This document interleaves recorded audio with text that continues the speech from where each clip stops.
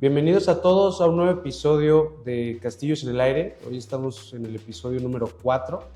El tema será la reforma Infonavit, la reforma a la ley Infonavit. Me acompaña a mi derecha el licenciado Donaldo Arias y un servidor, Juan Carlos Pérez. Licenciado, el pasado 21 de febrero de 2025 entró en vigor una reforma a la ley de Infonavit. ¿Qué me puede contar de esto para tener contexto yo y todos quienes nos están escuchando? Correcto, pues primero que nada, bienvenidos a los que nos están escuchando. Como bien comentas, el pasado febrero se publicó en el Diario Oficial de la Federación una reforma a la ley del Infonavit. Lo que llama la atención es la reforma o modificación que se hace al artículo 29 de esta ley. ¿Y qué es lo que nos maneja? El artículo 29 nos explica cuáles son las obligaciones patronales en materia de vivienda para los trabajadores. La fracción primera de este artículo nos habla de las aportaciones que como patrón tienes que hacer al crédito de vivienda de tus trabajadores. Sin embargo, hay una fracción segunda que nos habla acerca de los descuentos que tienes que realizar para cubrir los créditos de vivienda para los trabajadores. ¿Qué significa esto? Si tú eres patrón y tienes trabajadores, ellos tienen el derecho a ir con el Infonavit a contratar un crédito para mejorar, ampliar o incluso, con esta nueva reforma, para rentarle una casa al Infonavit. El trabajador se compromete con el Infonavit a pagarle cierta cantidad mensual por concepto de este crédito y es el patrón el obligado a hacer estos descuentos y pagárselos al Infonavit. Lo que llama la atención es que el segundo párrafo de este artículo 29 estableció que aun y cuando estén incapacitados, en términos de la ley del Seguro Social, los trabajadores que tengan crédito de vivienda, aún así no se va a suspender la obligación del patrón de seguir haciendo estos descuentos. O sea, entendiendo lo que usted dice, la reforma considera entonces al patrón un obligado solidario con el crédito Infonavit. Y qué bueno que lo comentas, hay un reglamento de inscripción de los trabajadores por parte de los patrones al tema del Infonavit y dice que si tú como patrón haces los descuentos de sus salarios y no enteras esos pagos, es decir, no se lo das al Infonavit, entonces se convierten, conforme al artículo 50, en responsables solidarios de estos créditos. Sin embargo, antes de esta reforma, sí contemplaba que si tu trabajador se ausentaba o incapacitaba por enfermedad general, riesgo de trabajo, maternidad, tú como patrón dejabas de hacer esos descuentos. ¿Por qué? Porque entendemos que si el trabajador se incapacita o se ausenta en términos de la ley del Seguro Social, entonces es el Instituto Mexicano del Seguro Social el que realiza su pago del salario. Entonces, en realidad el patrón no tiene posibilidad o no hay una base salarial para poder hacer el descuento respectivo. En ese entendido, antes de esta reforma, el patrón no seguía con la obligación de hacer estos descuentos a sus trabajadores. Oiga, licenciado, ¿usted conoce la postura del Congreso de la Unión respecto a este tema? Correcto, y qué bueno que lo preguntas. Por parte de nuestra firma hemos promovido juicios de amparo cuestionando la constitucionalidad que aun y cuando estén incapacitados los trabajadores, los patrones sigan haciendo estos descuentos.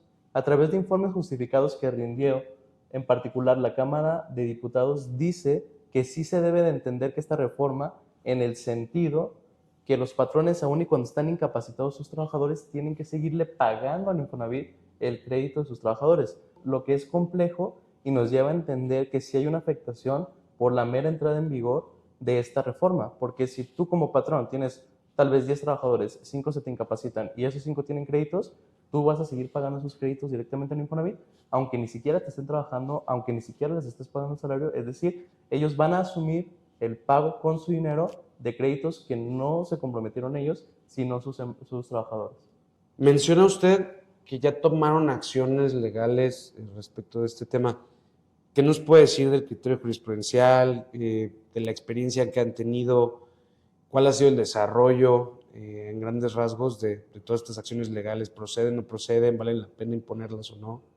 Mira, incluso lo importante de estos amparos es que se solicitó la suspensión del acto reclamado, lo que significa que nosotros le pedimos al juez de distrito que durante la tramitación de este juicio de amparo no siguieran los patrones haciendo estos pagos al Infonavit hasta que se resolviera o no la constitucionalidad del mismo.